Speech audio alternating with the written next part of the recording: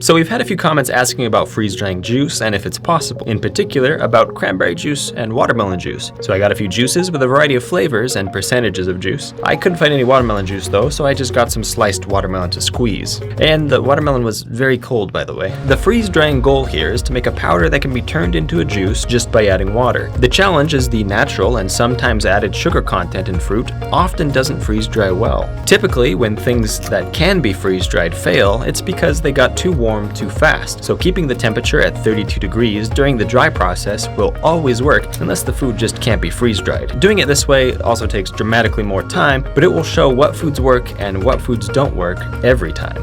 After a few days, we noticed the juice on each tray was turning into a sticky syrup, and it seemed the percentage of juice content didn't really make a difference. Even the freshly squeezed watermelon was doing this. Perhaps the next best thing would be to freeze-dry sliced fruit, then blend it up into a powder. This might turn into a juice when you add water later. It might have a little bit of pulp in it, but it could work. Maybe that will be a good experiment for a future video. But for now, we know plain fruit juice just doesn't freeze dry.